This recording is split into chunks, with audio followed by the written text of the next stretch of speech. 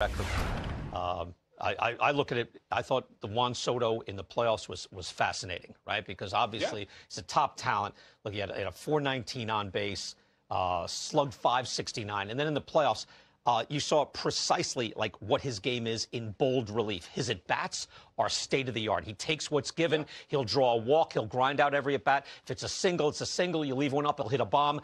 And then there's the defense and the base running. And you saw that can also cost you games. So how do you think, you know, the Yankees view this, again, like a play like that, like at Dodger Stadium, not the worst play you've ever seen, but just there's issues and there's bases, and you end up losing those games. How do you think the Yankees view it? How do you think modern baseball views his overall game, given his at-bats are so fantastic? Well, look, when you talk about contracts and lengthy contracts, big money contracts, you're paying those guys really for what they do over 162, right? Not necessarily what you get in the postseason.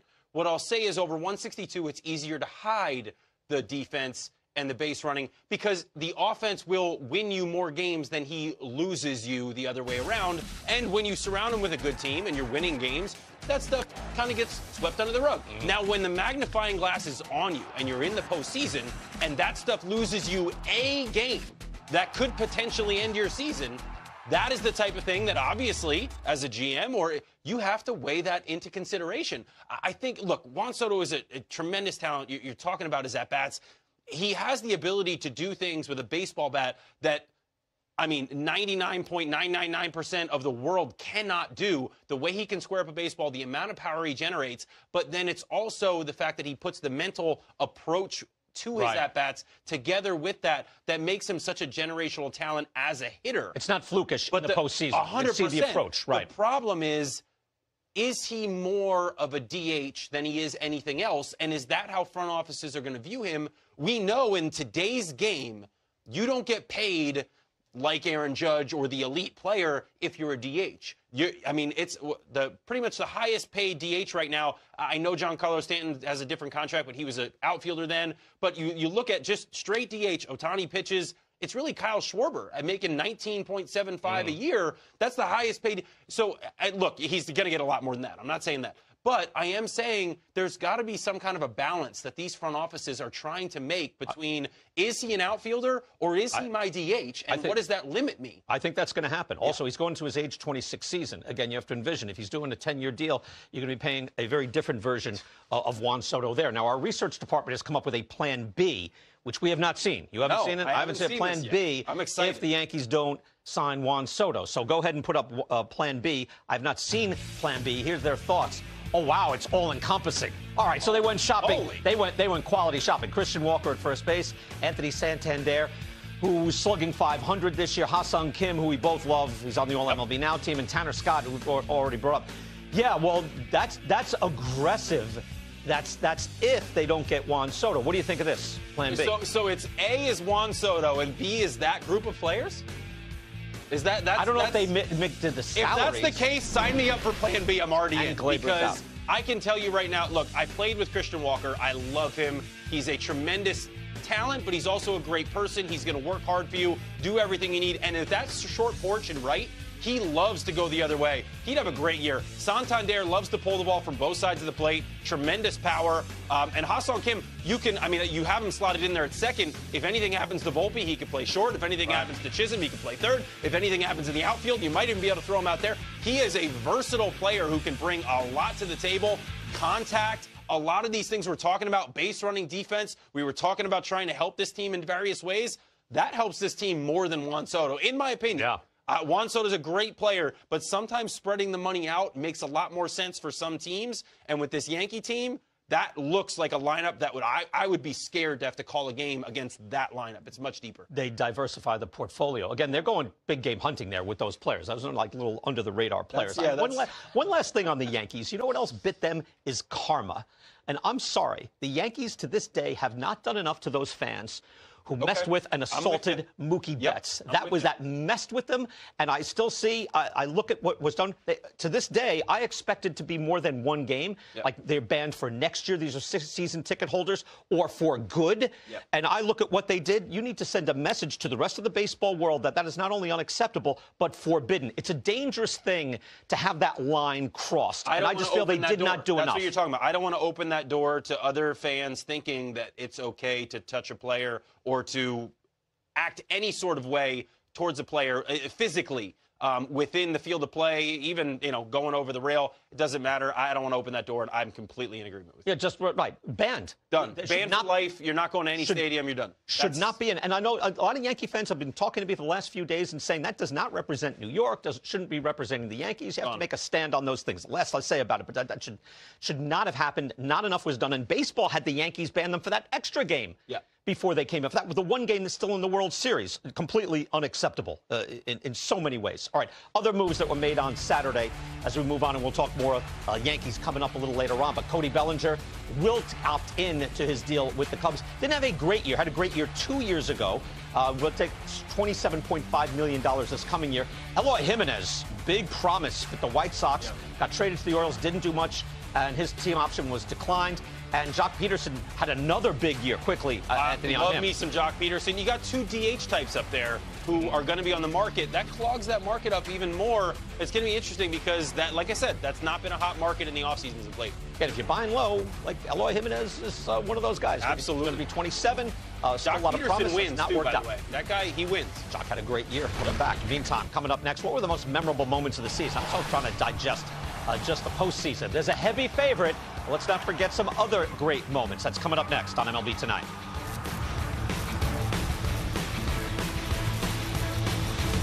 So those are the 4 moments in the running to win the Legendary Moment Award presented by Budweiser. Shohei Ohtani having his monstrous day as he becomes the first member of the 50-50 club. Michael Harris with the home run robbery in August. Pete Alonso facing elimination. Go-ahead 3-run home run in the 9th off Devin Williams, and then the walk-off grand slam for Freddie Freeman. I'm going to go with my gut on this and not win probability on this. And Michael Harris, I'm glad we have a play from the regular season. You could have done this all from the postseason. I got to go walk-off grand slam in Game 1. To me, it feels like that was the Titanic moment of the season. The stage, right? Because of the stage. They're on the World Series stage. And they're losing. And it's a grand slam walking off the Yankees in Game 1 in a game they've been winning the whole time. It was so emphatic. It was just so monstrous. So I'll even look at it and I know you could make your choice, but the win probability at this point was 27% for the Dodgers. It felt worse. But again, the bases are loaded. It's the 10th inning. There's only 1 out, not 2 outs, right? It could be worse, but their win probability is 27%. So it's not even the greatest of all time. There's only, I think, 3 or 4 in the history of the World Series that are a little lower. But to me, it doesn't matter. He cleared the bases with a home run, a grand slam. I'm going Freddie. And I mean, look, clears the, and it ends up being a part of history with him homering in 6 straight World Series games, which is pretty incredible. I'm going to take Pete Alonso, honestly, because although the stage is bigger on the World Series, I think the situation was more dire in this scenario. This is win or go home. This is your wild card, 3-game series. This is your Game 7 moment, if you will. And so they're down, 2 runs, hits a 3-run homer? You're talking about completely changing not just the complexion and how we view the Mets season, where they ended up getting, but also this team, there's your win probability, 18%. So it's lower. If we're factoring that in, obviously, and it's because they were down 2 with the 1 out, and this is a guy who could clearly ground into a double play and has done that. But all that said, I look at the fact that this changed the complexion of the postseason. If they lose this game and the Brewers go on, who comes out of that Brewers-Philly series? You know, it's not the Mets. And then who's playing the Dodgers? And I just think there's so much that – and we look back on this Mets season now, and people are going to look at it in a very positive way. If Pete doesn't hit that home run, what happens to his free agency? Where does that go? And we're going to find out the answer to where it goes now, even after the homer. But it's really interesting, all the different layers that kind of peel off because he hit that homer. it's, to me, it's just a really fun scenario to try to envision. I'm even looking at like Kerry Carpenter's home run off Class A. Unbelievable. Right? Just like there's so many big moments in the postseason. But I'm with you on that. Look, well, no, I'm voting Freddie. You're voting for But I see it's this close because situationally, their season, the Mets season was ending. And he hit a 3-run home run. Unbelievable. I mean, the Dodgers still had 6 more games to win if they lose that first game, right? And in this situation, it's win or go home. Hit this homer, or you're probably going home. He hit the homer. Think about, like, we keep looking back at that, that 5th inning for the Yankees in Game 5. But really, you could say it was lost there. Yeah. It was lost Absolutely. and won there by Freddie Freeman. All right, by the way, you can help determine the 2024 MLB Legendary Moment Award presented by Budweiser. The bracket features 4 of this year's best plays and performances. You can scan the QR code, fill out your bracket now to decide which 2024 moment officially becomes legendary. Coming up. Welcome back. MLB Tonight is presented by Evan Williams Bourbon. I can't imagine being anywhere else right now. And I can't imagine doing it with a better group of guys than this group right here. I'm at a loss for words, guys. I didn't have anything to do with this championship, but it feels like I have the best feeling in the world. Don't get to celebrate with you guys. Two-time champ and a lot more coming. Let's go! Yeah, I'm coming back. You know, I got to do some stuff in the off season. There's some things that I need to get fixed that I'll talk about later, but ultimately I'll be back. It might not be right there on April 1st, but I'll be back. Clayton Kershaw telling us on MLB Tonight, right after the parade, that he wanted to come back. Of course, he is unsigned with the Dodgers. You would figure the Dodgers would want him back. He's been a big part of this run. Goes back 17 years. 2-time World Series champion, now 3-time Cy Young Award winner, where he was the best pitcher in baseball, the MVP in 2014. Hall of Fame, wins above replacement. Normally that's about 60 is the threshold. He's at 80 already. Anthony, he'll be age 37 season next year. He only pitched 7 games this year to a 4.50 ERA, but he's going to try to get things fixed up so he can come back. Here's what the Dodgers dealt with. They thought they'd have Kershaw for more innings. He only had 7 games, but Evan Phillips, Gavin Stone, Tyler Glasnow was the big one. That was their big investment. They thought they'd have him. But even remember, Tony Gonsolin has been outstanding. Dustin May was supposed to be the future. Where is everybody? All hurt. But I think when I look at this Dodger team, you look at all these injuries, you look at what they even still have coming back next year, their potential rotation and the youth, the overall talent level that they have. I understand that a lot of those guys that we saw on that list may not be available, certainly to start next year, maybe even all of next year, but the amount of talent that they've amassed and what they're going to be able to do over the next several years is really scary to me. I start thinking about, okay, if you didn't beat the Dodgers this year and they won the World Series, what year are you going to beat them? Because I very highly doubt that they're going to have to suffer through the injuries again that they had to suffer through this year. That would be just awful if they had to go through that again. I very highly doubt that's going to happen. And so to get a better version of the Dodgers moving forward, that's scary. How many innings do you think Shohei Ohtani pitches next year, off the top of your head? 120, 110? I'll give him 100. I'll give him 150. I do. I think he'll go out to 150. I think it's a lot. He's only done that once. He's more of a 6-man rotation guy. But I think the fact that he's basically coming off of 2 years off, essentially. I mean, he really didn't pitch much at all last year. It basically puts you in a situation where he's already, we started talking, will he have a chance to pitch this postseason? I think he's going to have a chance to really ramp up all offseason and get himself to a nice place where he can handle that kind of a workload. I think the most he's done is 166. He's done 130, and then he's hurt a lot of the time. By the way, Kershaw will need toe surgery, knee surgery, needs a bunch of things. That's what he was alluding to. You know who his first manager was, how far he goes back? Because I'm thinking, he must go back to Don Mattingly. Yeah. Go ahead. Do you want to guess? Yeah, no, please, go ahead. Joe Torre. What's funny with me, you just said he's going into his age 37 season.